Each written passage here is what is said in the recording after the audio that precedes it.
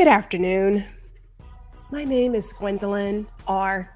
Houston Jack, and today I am coming to you from my kitchen table because kitchen tables are where we have the hard conversations, and the conversations surrounding women's reproductive health rights is a serious one, and we are going to have it today, people. Let's go ahead and get into some things, shall we? Let me play some music and then we're gonna jump right into it.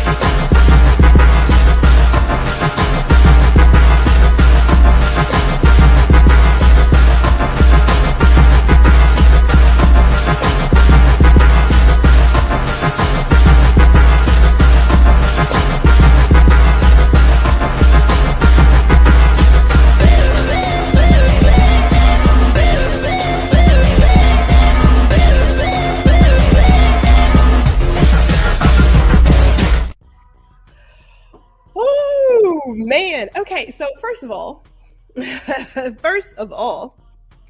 this really is coming in from my kitchen. I kid you not. I'm trying to get myself acclimated because, normally my camera is in a very specific spot. And when you move your studio, stuff gets kind of out of whack. I'm not going to lie about that. But I just thought, kitchens are where we have these hard conversations. So I figured maybe today I'm going to be Gourmet Gwendolyn, and I am going to be having the hard conversation about women's reproductive health and our rights to all the things regarding our bodies, right?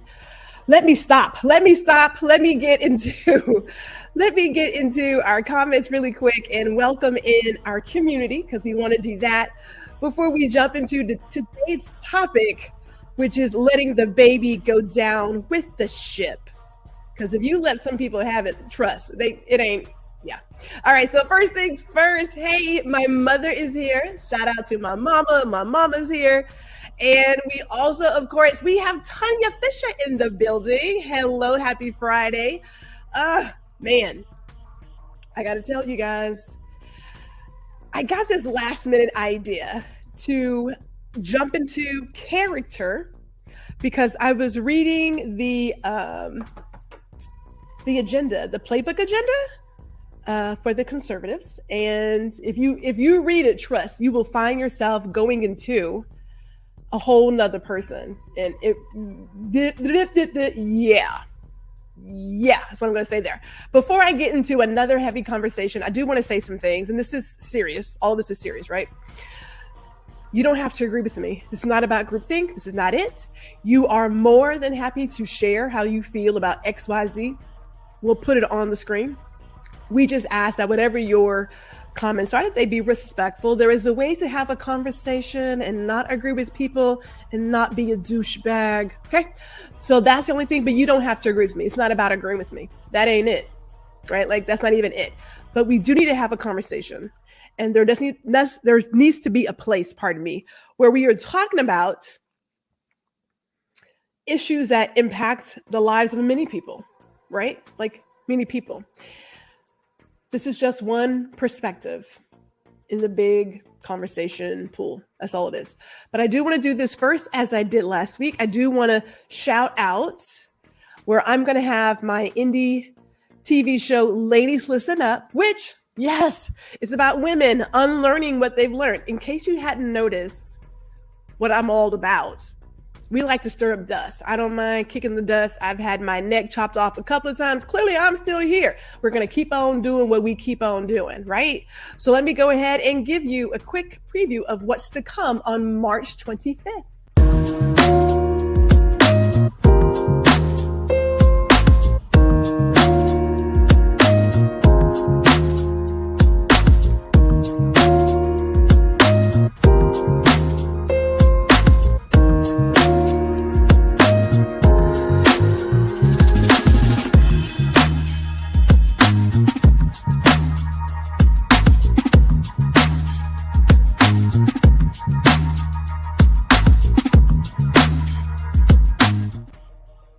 Yes, Indie Soup Media TV will be live March 25th. You can go to Indie Soup Media TV, or you could also subscribe to the Indie Soup Media YouTube channel. Will be there as well. We'll also be on Roku and Twitch.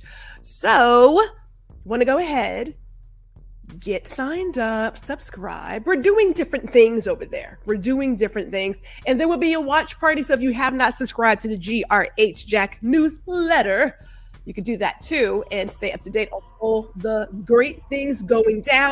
Before we get started, hey, we got Gary Jackson Jr. in the building. What's going on there? And Danny is here as well. Good afternoon to you, ma'am. Yes, let the baby go down with the ship. Where did this come from?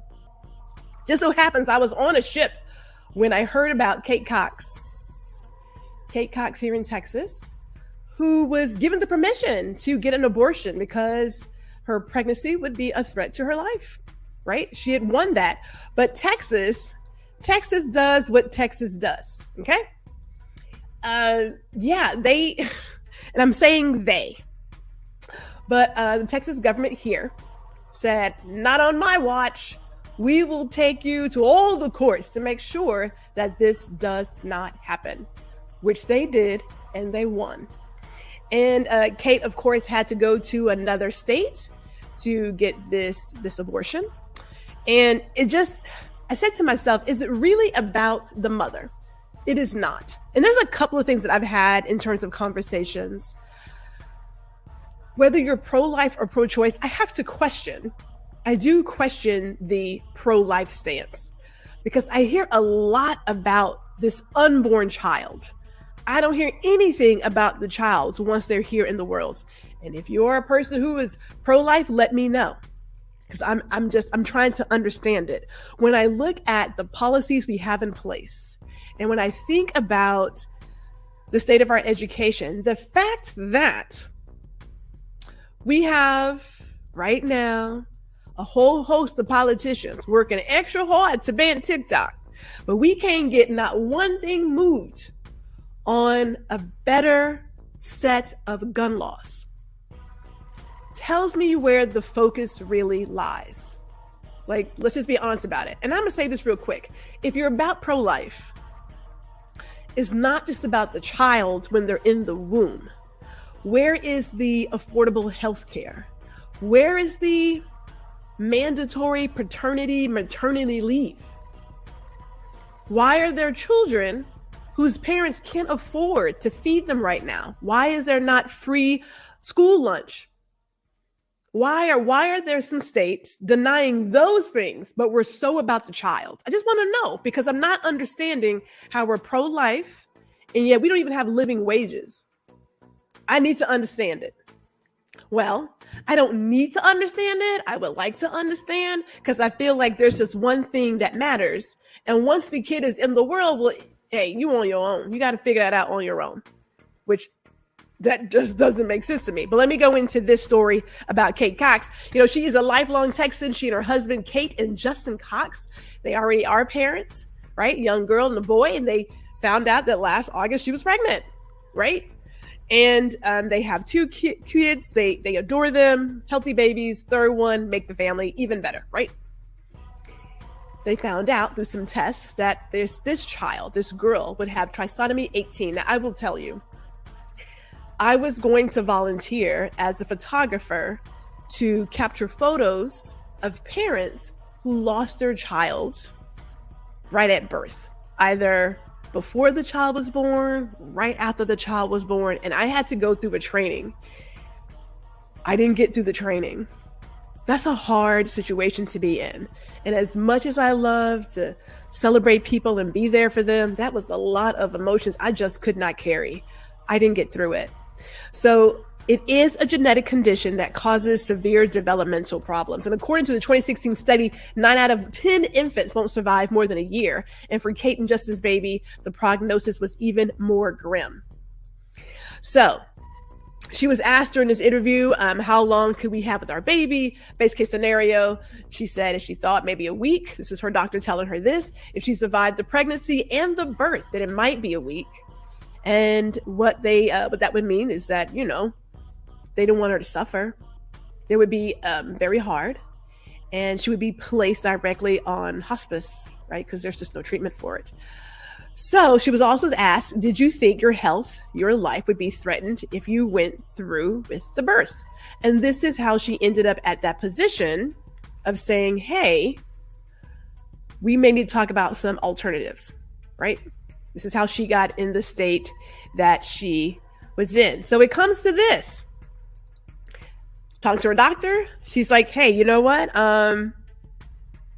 My life is at risk, right? We know that a lot of trisomy 18 babies don't survive birth, so I could lose her at any point in the pregnancy. There's a risk of infection, risk of uterine rupture, and we want more children as well. So what does that mean for future pregnancies? I'm saying this again.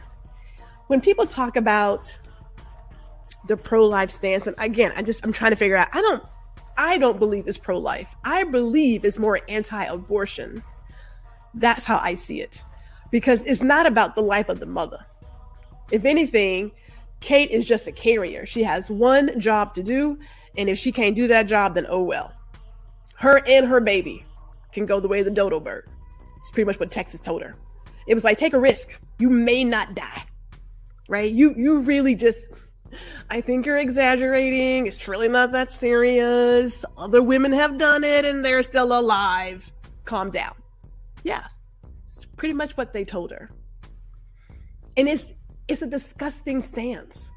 I don't know how any guy can tell a woman what's going on over here. I don't understand it. Because we go through some things and we are not going through all the things the exact same way. The body's an amazing machine, just across the board. Then you throw in some other stuff and it gets really, really jumbled over here. So the fact that they told her, you know what, Kate, you on your own. It's awful. It's an awful stance. As if, as we talked about last week, the only reason that you would have an abortion if your life is really at risk, not that you were raped, not that you experienced incest. And if your life is at risk, is it really at risk? Are we 100% sure that it's going to go down that way? Because you could be exaggerating. It may not really be as serious as you think, right? That's where it starts. Hey, before we go too far, Mikey's in the building. Howdy, partner. Howdy. And it says, like turtles poking out of the sand. Hopefully they make it. It's sick. Yes. Tanya says, right, the love and shouting all ends once the babies come into the world. It does. At that point, it's all over. Ron Foster is also saying, hello, everyone. Hello, sir. Hello to you. Hey, we have, when I say I really am in the kitchen, I'm in the kitchen. And I appreciate that the hubs just walked through and didn't like trip over the cords. That's really good. Tanya also says that, and that's it. You can't make more babies. And that's the deal. Her life and the chance at growing her family in the future was at risk. And the state of Texas took her to court and they won. I'm gonna say this again. When we talk about rights, women clearly don't have any. We are here for one thing. I'm gonna say it again, one thing only. We are here to simply birth some babies and be in our kitchen. We're gonna be in our kitchen and do what women do in the kitchen. Cook, I guess, cook and clean. I'm supposed to, I don't know. I don't know. But we're not really good for much else. But when I go to a place of even questioning that her life really wasn't at risk, it's like, no, you're exaggerating. So that whole part about we'll approve it provided you're at risk is BS. It's BS. Now, we haven't heard of any other cases since then, but clearly we like to keep our ears and our eyes on what's going on out here because it's a real deal. Ron says, I love the kitchen set. Thank you, sir. Thank you very much. My kitchen is not empty. And I will tell you all right now, there is a whole sink full of dirty dishes. You just can't see them. So After this program, perhaps we'll wash them. I don't know. We're empty nesters. Ain't nobody worried about them dirty dishes. Ain't nobody worried about them. But I want to go into this. I want to talk about that part about women's lives being at risk. And we're going to talk about the maternal mortality rate in the US. Now, this is from 2021. I do believe there was a recent study from 2022, came out in 23. I do believe there was one, and there was talk of that it was overestimating, but I'm not so sure about that either. So it says this report represents maternal mortality rates for 2021 based on data from the National Vital Statistics System. So maternal death is defined by the World Health Organization as the death of a woman while pregnant or within 42 days of termination of pregnancy, irrespective of the duration and the site of the pregnancy, from any cause related to or aggravated by the pregnancy or its management, but not from accidental or incidental causes. Okay. So your maternal mortality rates, which are the number of maternal deaths per 100,000 live births, are shown in the report by age group and race and Hispanic origin. The part that gets me is the part, don't you love live TV? You gotta love it. When I tell you this is real. Gourmet Gwendolyn is really in her kitchen at the kitchen table, okay? The part that really gets me, though, is that there has been a rise. There's been a rise in maternal mortality. And I want to jump down to the very last paragraph here that says, in 2021, the maternal mortality rate for non-Hispanic subsequently Black women, was 69.9 deaths per 100,000 live births, 2.6 times the rate for non-Hispanic subsequently white women, 26.2. Rates for Black women were significantly higher than rates for white and Hispanic women. And the increases from 2020 to 2021 for all race and Hispanic origins were significant. They're not going down, they're going up. They're going up. And if you do watch the news or you read your electronic newspapers, there are a number of women who are experiencing complications and are dying from their birth. There was one just recently and absolutely broke my heart. Broke my heart when I heard about this. This is from last year. And this article talks about, this is from Good Morning America. This dad is raising his newborn daughter alone after the mom dies due to pregnancy complications. Now, mind you, Jasmine Patton of Chattanooga, Tennessee, she was thrilled to be pregnant after a long struggle with infertility that included multiple rounds of in vitro fertilization or IVF, according to her husband, Edgar Patton. As a Black woman who worked in the medical field as a nurse practitioner, Jasmine Patton was also scared about giving birth, according to her husband, as she was well aware of the high maternal mortality rates in the United States that disproportionately impact Black women. Now, let me go back and say this. When it comes to choosing a doctor, I am not saying that you have to choose a doctor that looks like you. I'm not saying that. Have I ever experienced a place where I told my doctor something and the response was kind of like, are you sure? Yes. For some reason, I don't want to call it a phenomenon because it happens far too often, but when it comes to Black women, when we are talking with our doctors or any healthcare professional about our pains and what's happening with us, it gets downplayed as if that really can't be real. I can't tell you why that is. I don't understand. I don't know if it's the idea that we are super women and we can handle all of the things. So clearly the pain that we're feeling is in our head. I can't tell you. I do know there are stories upon stories women have shared nationwide that they were just like their pain and what they're feeling just disregarded as, nah, that's just what's happening. This is just what's typical, right? Like that's the message that's given. And it just so happens that happened with this young lady. That's what happened. As Danny says, it's just some pressure.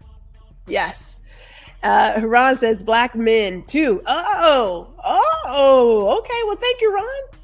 Thank you. There's this funny thing about doctors and health professionals and being an advocate for your body. I get that we're going to a professional to get advice and to take care of ourselves. I get that. What I don't get is if I tell you something and you tell me that what I am feeling doesn't exist, when I am telling you that pain is real. That's the part that I don't get. So getting back to Jasmine's story here, her husband says as her due date approached, Edgar Patton said he noticed his wife's health go slowly downhill. She was more tired than what she normally was. She got to a point where she couldn't eat. All she did was sleep. Adding that his wife's moods were off as well. And it got to a point where she couldn't go to work. At that point in her pregnancy, Jasmine Patton, 34 years old, was seeing her doctor weekly and brought up her symptoms according to Edgar Patton. She was doing her weekly visits at this point, he said, and what she was told is part of pregnancy. Now, I will tell you, since we already know how this story ends, weeks later, she gave birth. She never saw her daughter. 2 days after, her daughter was delivered because she went to the hospital by ambulance. She passed away. Never saw her child. You think to yourself, had this doctor taken her thoughts, her concerns seriously, would she be here today? Would she be here? Now, I don't know her doctor. I know my doctor. I know that I was very clear when I got my doctor how I operated, and that if I have questions, I am asking, and I am asking all the questions, every single one. There is not a place where I'm like, oh, okay. When my doctor told me, she was like, Gwendolyn. She said, Gwendolyn, your uterus is too large. I was like, okay, doc, what size should it be? Because I didn't know they came in sizes. Please tell me. And she was like, yeah, let's talk about that. Yeah, let's talk about it. Because I don't know what that means. I have no idea what that means and how does that impact me, let alone size, but okay. We have to learn to be an advocate for ourselves. And I know a lot of people see a doctor as the end all be all, but that's your body. And just, if we could go back and rewind time, if she said, hey, this doctor isn't listening to me, I'll get a second opinion, I'll find somebody else, who knows, right? Listen, shoulda, coulda, woulda. At this point, this young lady, 34 years old, has left the world. And this father is now raising their daughter by himself. We shouldn't have to fight to be a mother and have our child and have a healthy pregnancy. We shouldn't have to fight that hard. We shouldn't. That shouldn't be part of the conversation. And in the world that we live in this country, how is it that the mortality rate is going up, not going down? We're talking advancements in medicine. How is it even possible? How is that possible? I just would like to know. And there is an alarming rate of Black mothers that are dying after childbirth. As a matter of fact, there are some states, is it Iowa or is it Idaho? I want to say it's Idaho. That's the only state where they don't take any kind of data, none whatsoever, about the mortality rate of mothers. Zero. But we're so focused on everything else that we leave something this important out to the wind, because it's not really about the mother. We're about that unborn child. That's what we're about. So this afternoon I was doing some reading because I rarely go to a place of I'll say political stance. I'm going to say political stance. But every now and then we have to. Every now and then, because when we talk about these rights, this isn't coming from no man's land. There's a playbook for it. So I don't know if you guys have heard about Project 2025. It's been out for a little bit. The organization that created it, they've been around since like Reagan. So this is not a last minute. We just made this up. It's been around for a while. But they have a mandate for leadership. This is the conservative promise. And I will say this, if you want to go out and read it, you don't have to buy, you just download it because I wouldn't give them my money. But you can get the book. It's the policy agenda. And this book is an invitation for you, the reader, Mr. Smith, Mrs. Smith, and Ms. Smith to come to Washington or support those who can. Our goal is to assemble an army of aligned, vetted, trained, and prepared conservatives to go to work on day one to deconstruct the administrative state.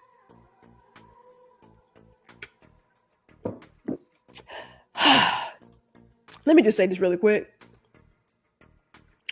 I probably should have had something stronger today. I'm just doing San Pellegrino, but I wanted to make sure that people knew that I wasn't like drinking something or smoking something when I read this, because I'm not making this up. You can't make this up. You can't make it up. Okay? Yeah. Can't make it up. So let me go in there. Now, I didn't read the whole thing. It's like 900 some pages. I don't have that kind of time for crazy. I read some of the beginning passages. Like, I think I got through chapter, like section 1. And then they went to all the other stuff. I was like, okay, I can't do it. I shouldn't say I can't. I didn't want to go that deep because what I read was enough to like make me cringe and just, But I want to lay out some parts for you that talk about women specifically. So finally, and this will relate to the conversation we had about Oklahoma creating the database to track women who had an abortion. This is all part of a plan. This is, you know how you say sometimes real life is so crazy that you can't like write this as a movie? We are living all of it. So we don't have to make it up. So finally, conservatives should gratefully celebrate their greatest pro-family win in a generation, overturning Roe v. Wade, a decision that for 5 decades made a mockery of our Constitution and facilitated the deaths of tens of millions of unborn children. But the Dobbs decision is just the beginning. Conservatives in the states and in Washington, including the next conservative administration, should push as hard as possible to protect the unborn in every jurisdiction in America. In particular, the next conservative president should work with Congress to enact the most robust protections for the unborn that Congress will support while deploying existing federal powers to protect innocent life and vigorously complying with the statutory bans on the federal funding of abortion.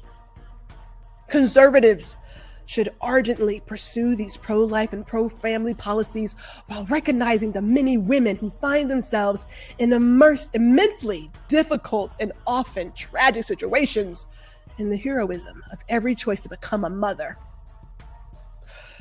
Alternative adoptions or alternative options to abortion, especially adoption, should receive federal and state support. In summary, the next president has a moral responsibility to lead the nation in restoring a culture of life in America again. Yeah. Okay, so you ever realize that when people talk about stuff, they ain't talking about you? You ever had that feeling that they're not talking about you? that you could not be the person that they're discussing? Like, clearly you're not talking about me, right? An army. They say go to work. They mean battle. So work is a code for battle, you know. Code language. People are ready. But I say that this is real. And I normally don't tell people who to vote for.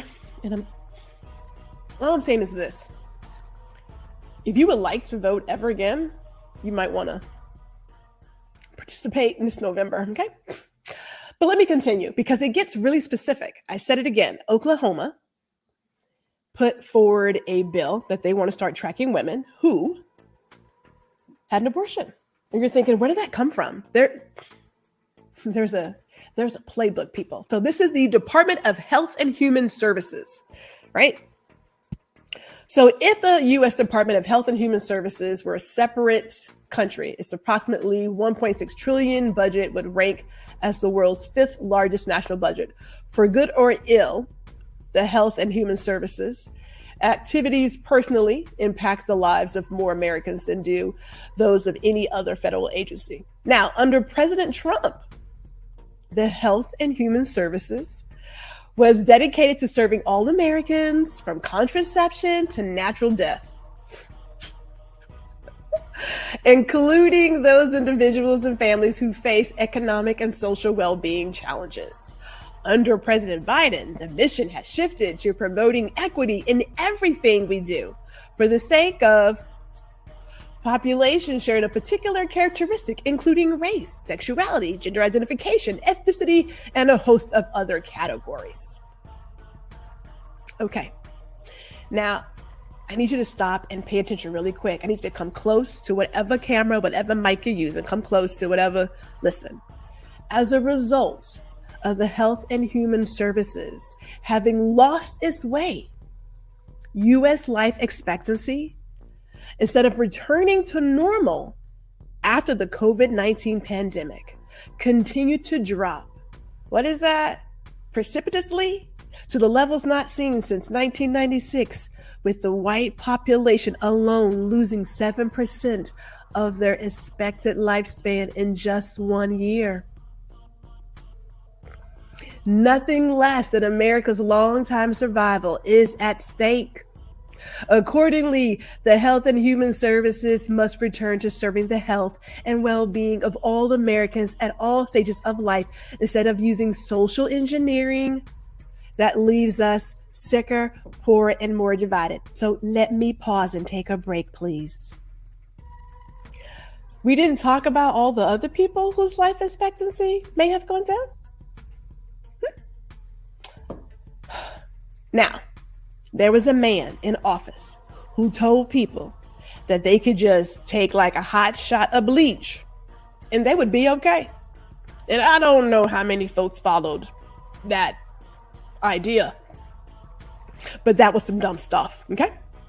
There was a man who said that this was just all a hoax, that it wasn't real. That man. So when you wonder why the life expectancy of the white population is down, I don't know, that could be it. But let's just be clear about this too. They're not talking about the life expectancy of folks who look like me. They could care less. This ain't about me. This playbook ain't got nothing to do with me. No, I'm consequential, right? Like I'm just here. I'm just here. Again, who you believe in, what you believe in, that ain't got nothing to do with me. However, I do find it odd when people ride with people who are against their best interests. I don't understand that. I don't get it. I don't get it. Because this playbook, it doesn't want to, like, let me just say this real quick. If you decide to go into it, because you can read it, you can just download it and read it. When they talk about race and ethnicity and gender, they want to erase all of that. Okay? They actually have it titled as woke policies. There is literal language in here that talks about erasing, discussing such things. Okay? So when they wrote all of this, they were not talking about people who look like me. They were not. Even to this day, they don't. So I want to go into a section here because they have goals. And one of their goals is promoting stable and flourishing married families. Families comprised of a married mother, father, and their children are the foundation of a well-ordered nation and healthy society. Unfortunately, family policies and programs under President Biden's Health and Human Services are fraught with an agenda. Items focusing on LGBTQ plus equity, subsidizing single motherhood, de-incentivizing work, and penalizing marriage. These policies should be repealed and replaced by policies that support the formation of stable, married, nuclear families. Okay. Ain't nobody ever said that people didn't want to work. Ain't nobody ever said that. No. And I thought that our job report was actually pretty good. People want to work. They want to work for a fair wage. They would like to work for a living wage. They would like to have the same amount of loyalty and respect that these employers demand from them. They want that, right? They want that. People want to work. People do find pride in working, right? But I like how family is clearly defined as a mother, father, and their children. And that, wait a minute, I just want to make sure I'm clear. Hold up, because I just want to make sure I read it right. We're subsidizing single motherhood. Okay,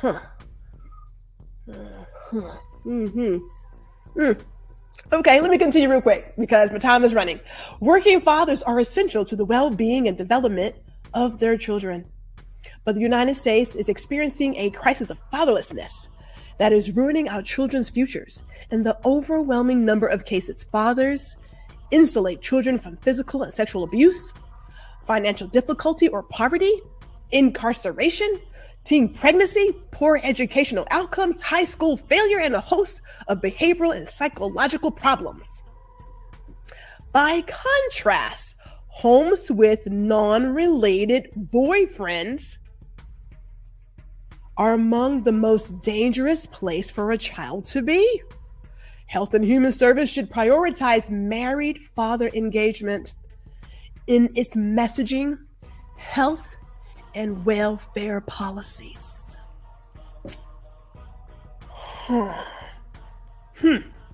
Okay, so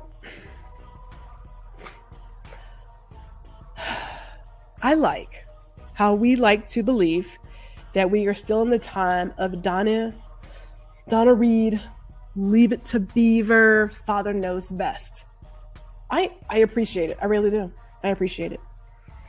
I like that we have this idea that if there were more fathers in the home, that it would give us these different outcomes.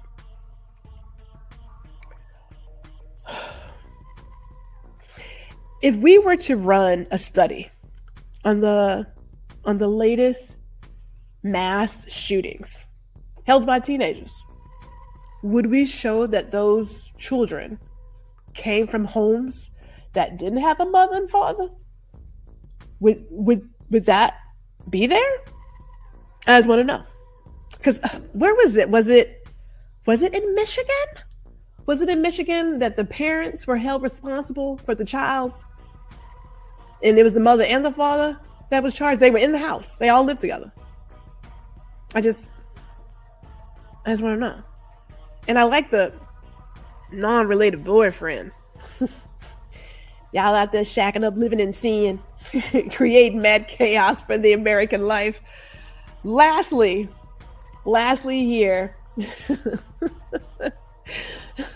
before we move on, we do want to talk about that in the context of current and emerging reproductive technologies, Health and Human Service policies should never place the desires of adults over the right of children to be raised by the biological fathers and mothers who conceived them. In cases involving biological parents who were found by a court to be unfit because of abuse or neglect, the process of adoption should be speedy, certain, and supported generously by Health and Human Services.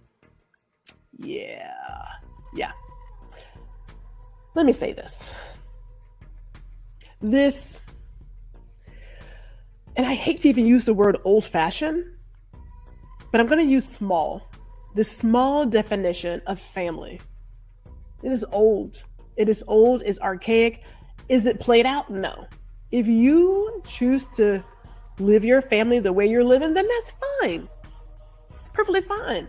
But how you live in your household ain't got nothing to do with mine. Oh, thank you, Tanya. Yeah, Michigan. Yes. Yeah, Michigan. That kid came from a house with a parent and a father. So, parent and father, mother and father. And he out here shooting up things. I like how we like to believe that is all one thing. It's all like, if you just had a father in the household. We have seen people who come from a healthy family, mother, father, kids, and the kids are fine. We have seen also the opposite. When you talk about not allowing abortions because the woman was raped or experienced incest, you know where incest comes from, right? Like, we do know where that's stemming from. Father, uncle, brother, but that's not a reason, because it is our mission to protect all the unborn children. Now, once they get here, we can't really help with that. Like, if they happen to be in preschool doing what preschoolers do, and somebody walks off the street shooting up some stuff, well, that's just beyond us. It's really not our job to take care of that. It's not our job. This playbook, this is not pretend, people. This is real. And when I say it's thousands of pages, it's like about 1,000 pages. It is a lot. They go into every facet. They talk about what should be removed educationally. And I want to say this again, no offense. This ain't about people of color. It ain't about the Black folks, ain't about the Hispanics. It ain't about none of us. Zero. Recognize it. Like, we're not making this stuff up. People think that when you talk about certain things that you are making it up, it's not real, that's no way they can do that. Right after this goal, the goal talks about tracking women in all states who have had abortion. They want to know gender. They want to know why they had the abortion. They want to know how old the baby was, like at what stage. It gets deep. This is not pretend. This is real. There's also a whole section on how they're gonna gut the government. If you didn't believe that your vote mattered, try not voting in November real quick and see how that works out for all of us. Like, really, this is happening now. When they are pushing these policies in place, it's not because they have nothing else to do. When you see a whole house of representatives that don't do jack on a daily basis, haven't got anything done, it's just not by chance. They could have easily resolved the issue at the border, easily resolved it. But if they do, that gives a win to Biden. And that's just not part of this agenda. We just can't do that. Yeah. When I'm bringing this stuff up, it's not because I'm just thinking, no, there is activity nationwide.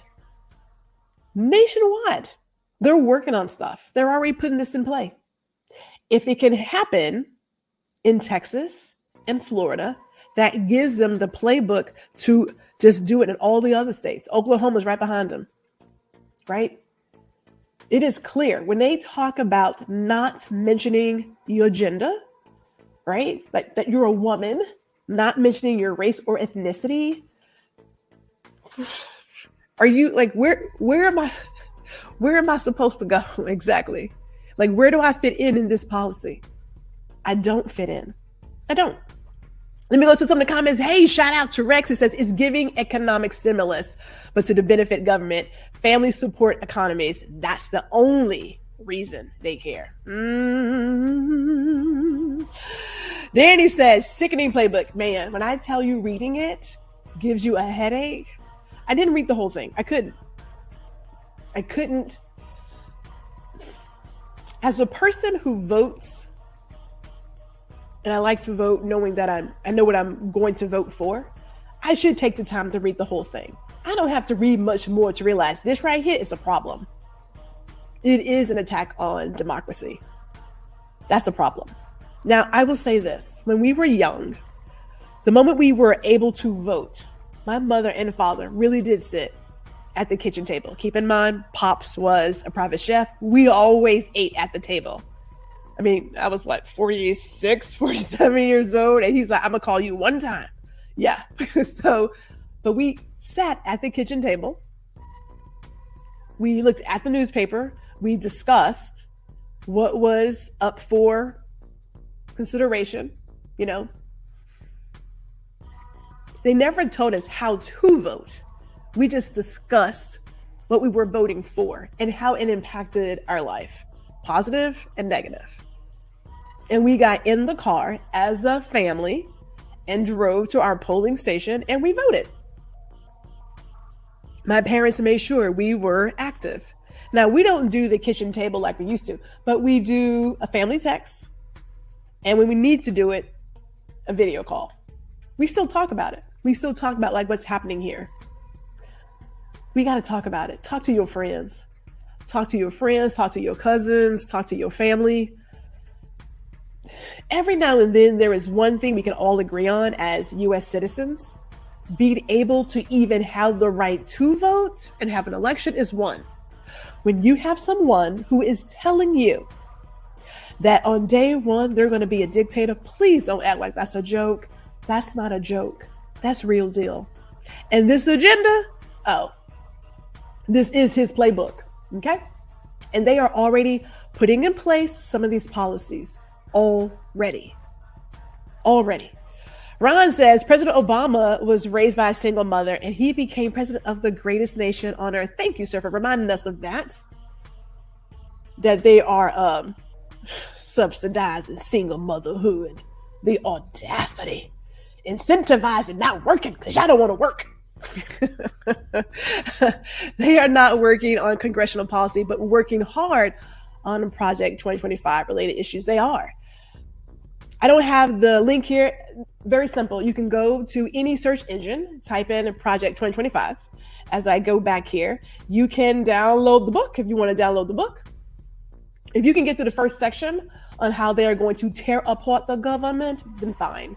And when I say, I kid you not, this is in black ink on white paper, okay?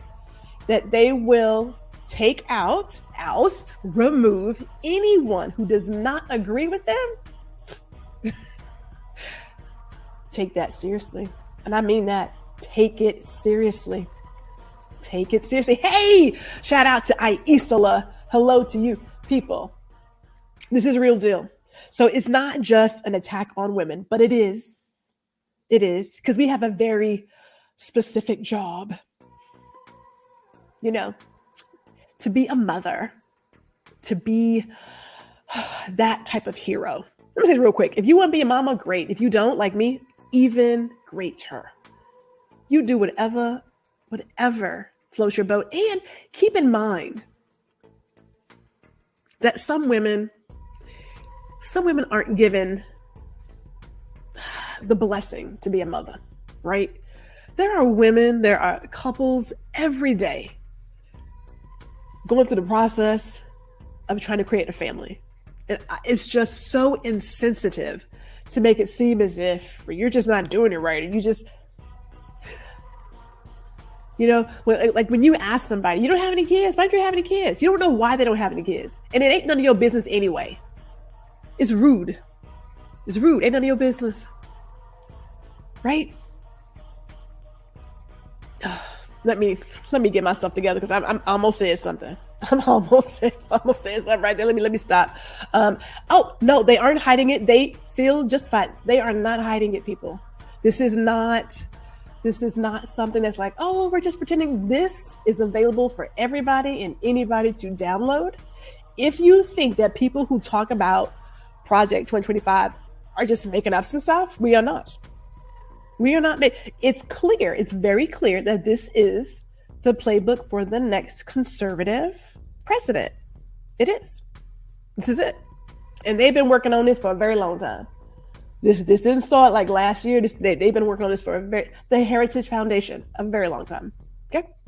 But just reading some of their goals and reading how women are viewed, persons of color are viewed, those who want to specify their gender identity, it is an attack on all of the things that are not Christian and are not Caucasian.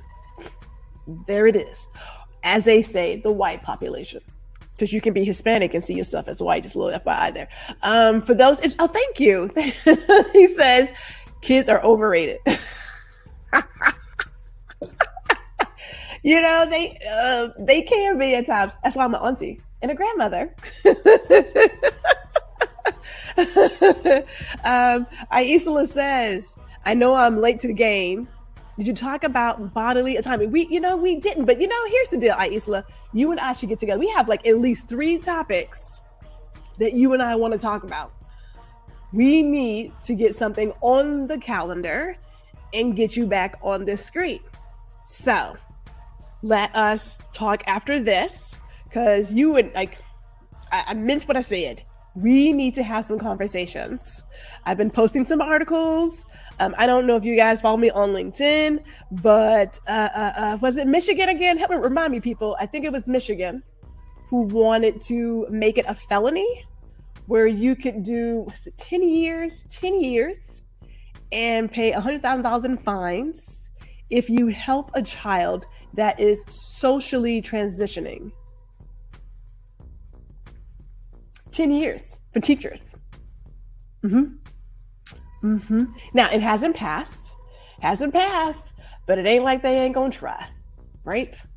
So worried about, God, let me stay focused, because I got 10 minutes here. Tanya says, I mean, none of your business.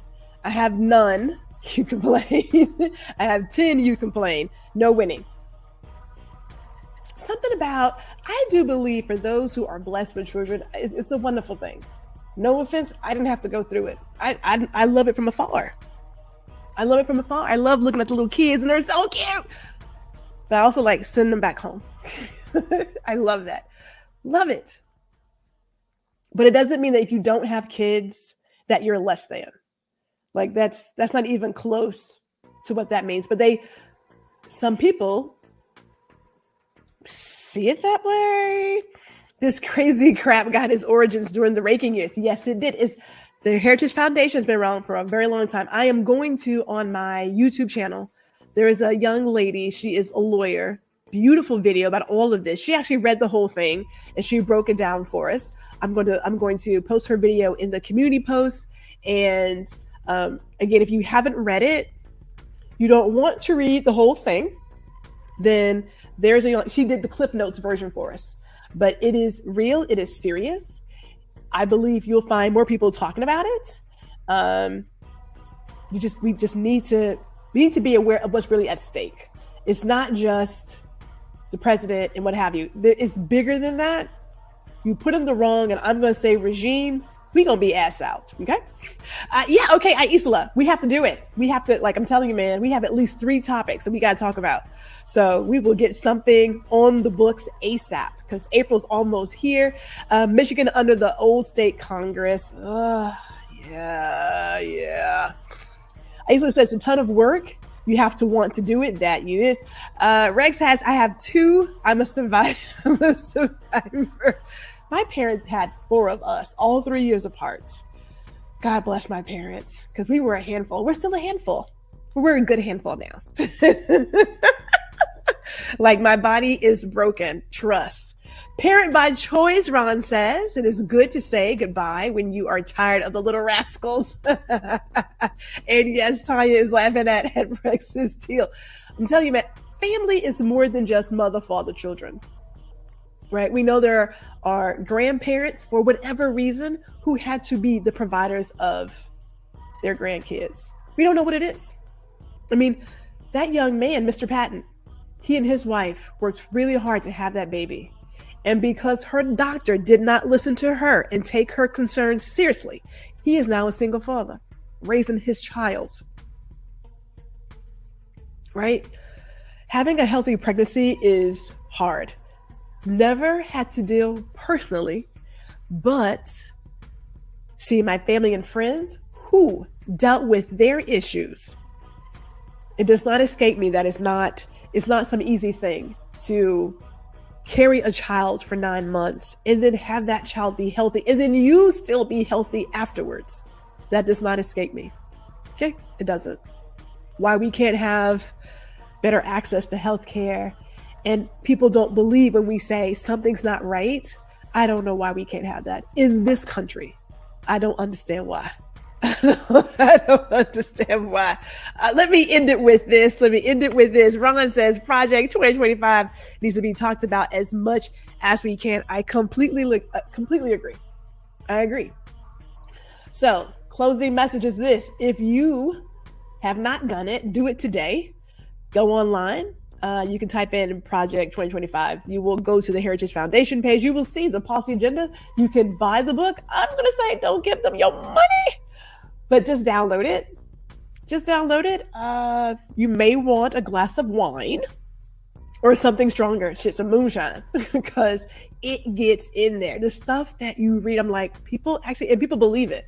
And if you want to be part of the army, you can submit an application to join the team. Like, you can submit an application to join the team so that when they win in November, you are ripe and ready to go to work when the time comes.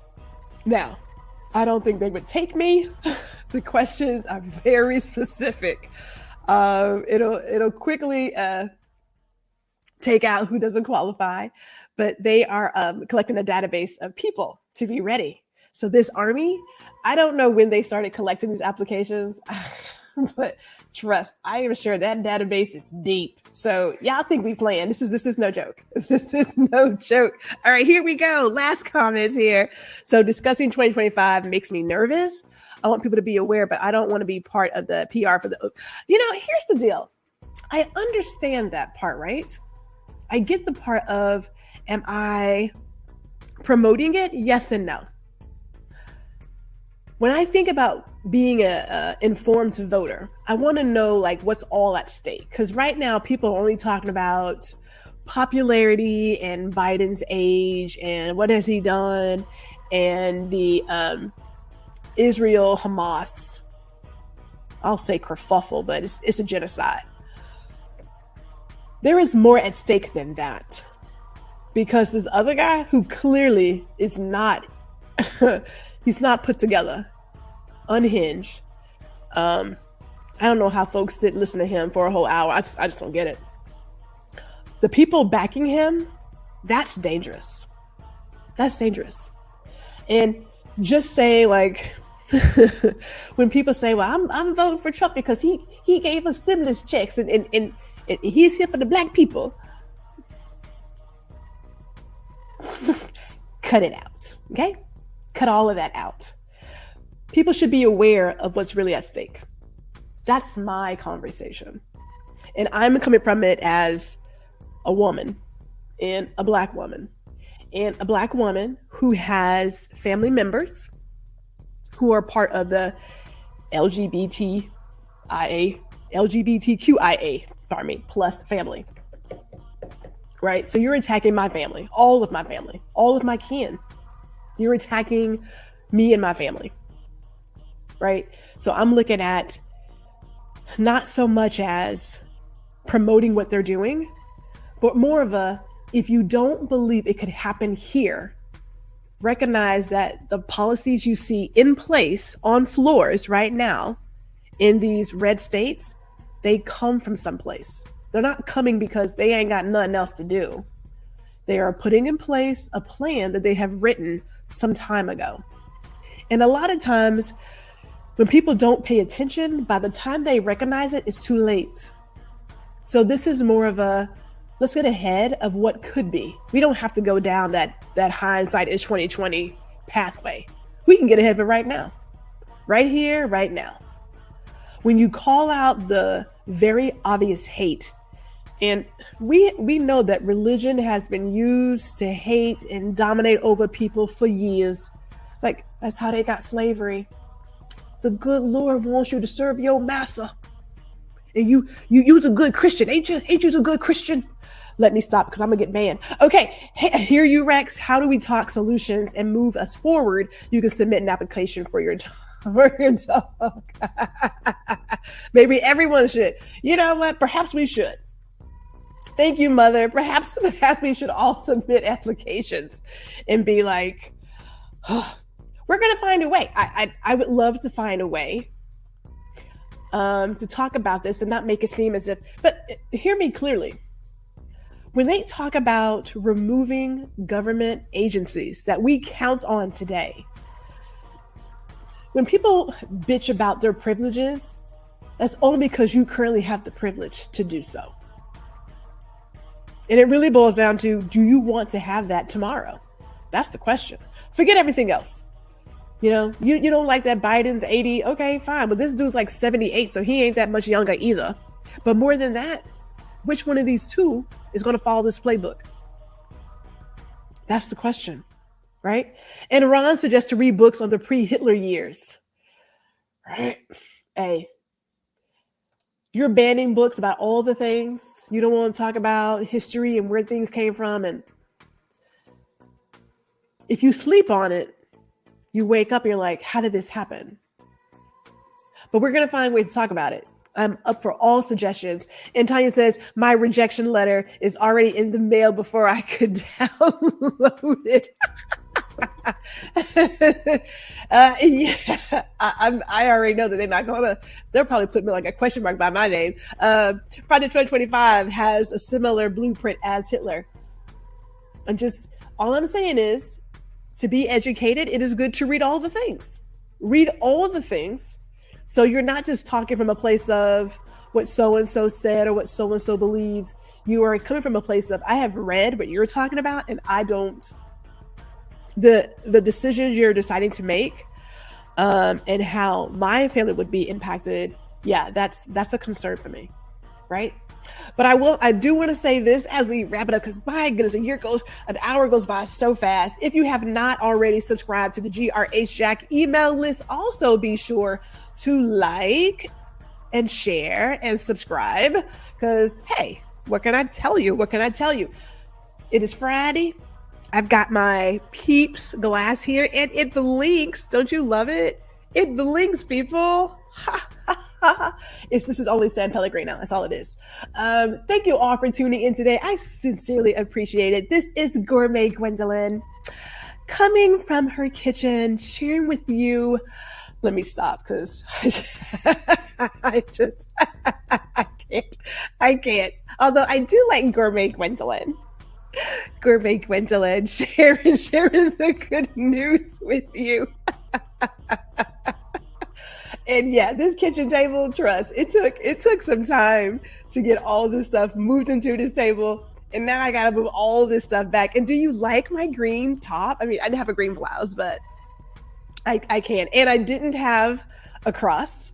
I actually have a Star of David from my mother. Yeah. And just in case you didn't know, because when I talk about religion really quick, I am non-denominational, but I will say this.